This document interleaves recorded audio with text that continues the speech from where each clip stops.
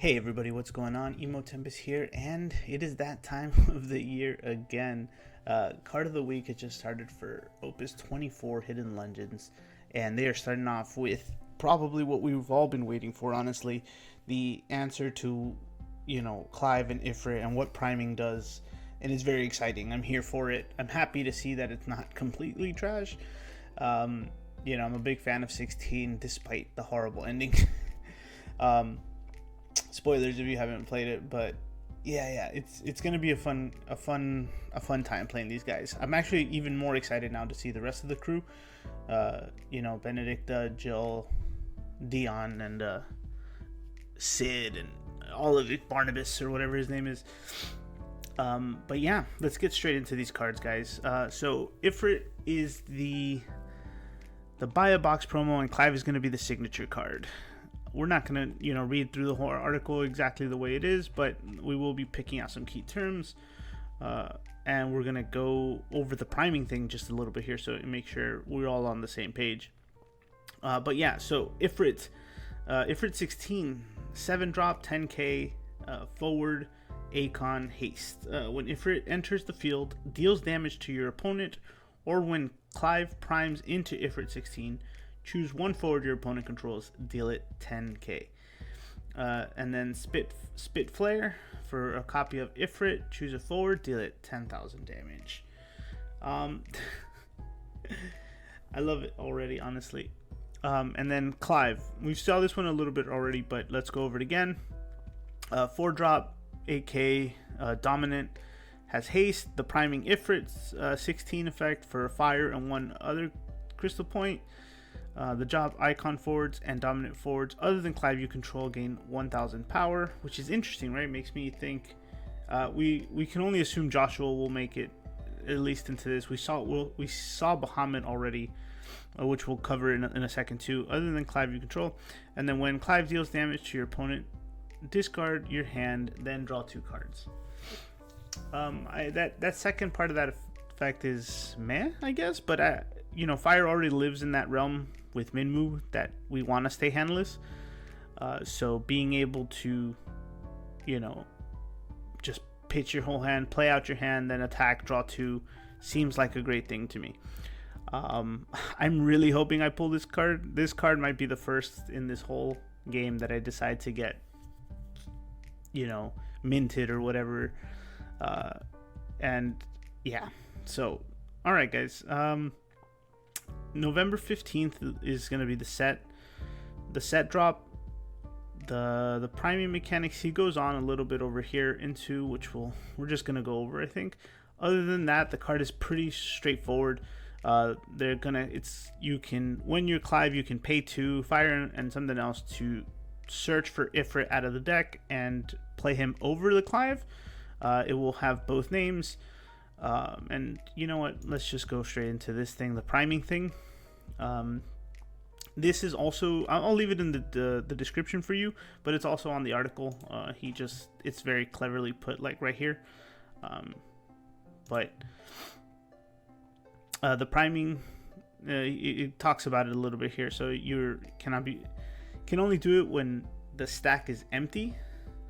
So main phase 1, main phase 2 is pretty much the only time you can do it. It cannot be placed on the stack at any other point, right? So you play Clive, you can have him just prime right then and there, and then attack with Ifrit, or just attack with Clive and then MP2 prime him.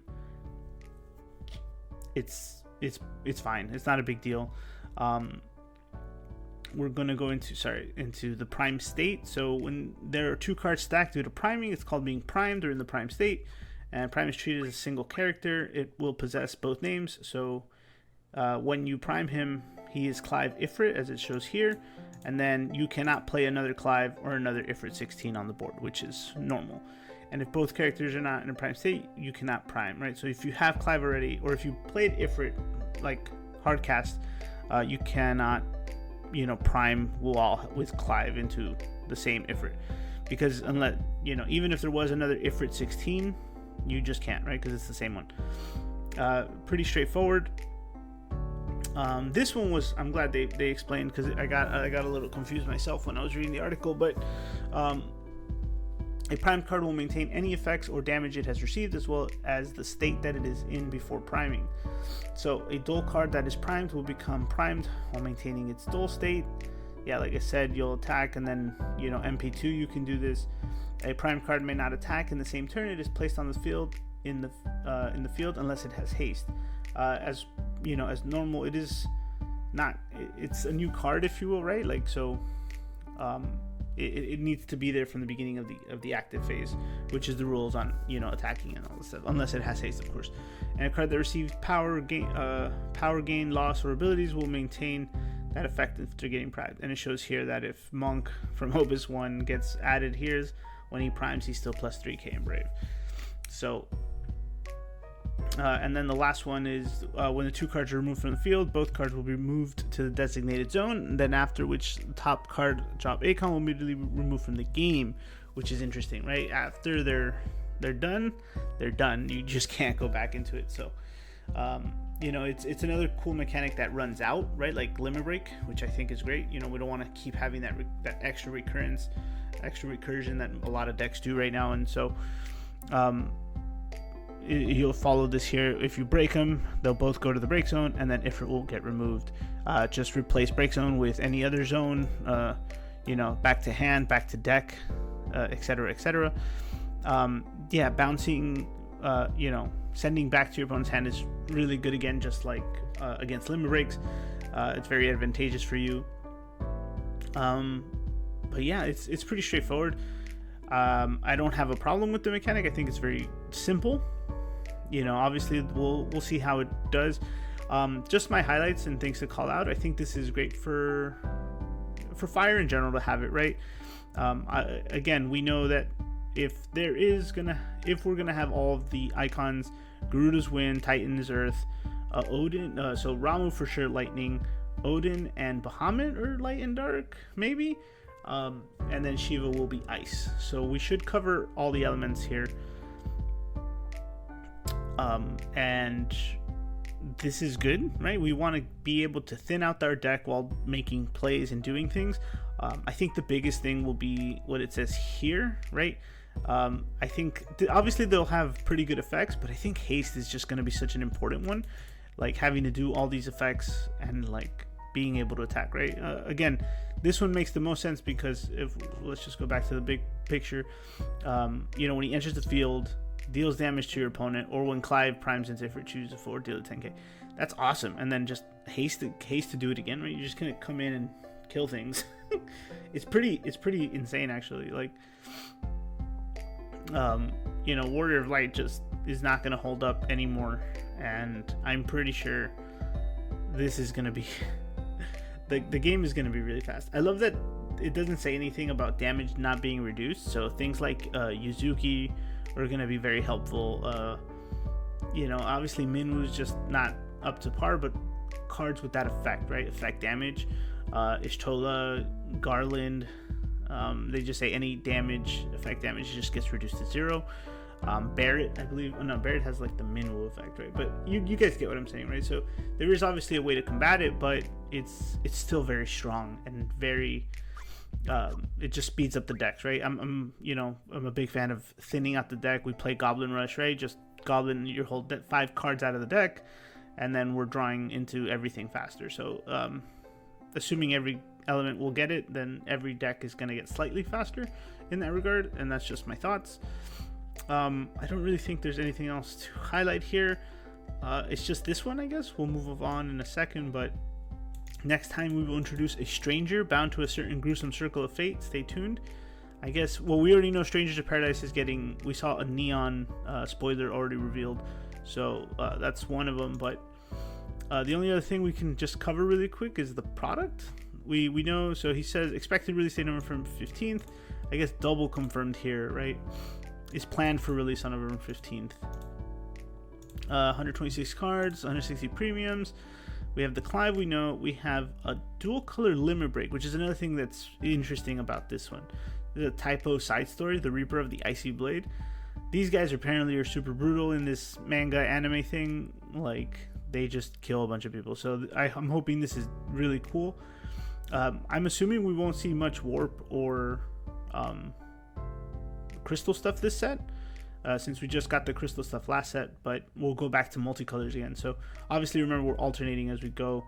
A new Bosch, I think that is, I'm not sure which, let me see if it says it here. Yeah, it's a new Bosch.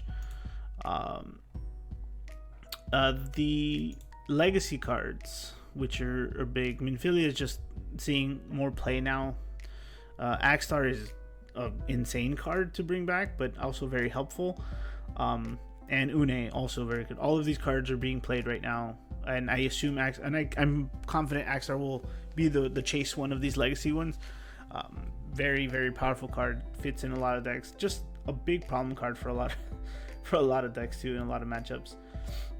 We got new Crisis Core art from Ruby Asami, which I'm excited about. Ryoma Ito also, and again Kobayashi with the 6 and 10. Kajimoto with 6 and 10 as well. We have Yuya with more FF9 stuff. So we got a lot of cool art more coming out. And here's some of them. We got new Gilgamesh. This is, so if Bahamut is light, and again, we don't know anything about this. I can't even tell if it's an L here. It just says copy. Then that means Odin is dark. I'm guessing, obviously, right? This is just all speculation. We have a new realm. This guy is War of the Visions, and his name is Velis. I don't remember him, but... And then we have a new Zidane, which is obviously very exciting. Could be... It's a terrible art, but it is a limit break, so we know Zidane is always really good. Gilgamesh limit break, and another no. Nono gets a full art every set, every time he comes out. I don't know why. But whatever. Yeah, that's all we got on the set, guys. Let me know what you think about priming. Let me know what you think about Ifrit. I'm super happy. I'm super excited. Opus 24 is going to be a big deal. This is all for Worlds, I'm pretty sure too. So we're going to have to figure these guys out right away. So yeah, leave your comments and your thoughts. Leave your thoughts in the comments below. Yeah, let's talk about it. I'll see you next week for another one, and stay tuned for just more videos in general. Got a lot of stuff to drop since Nats, so yeah.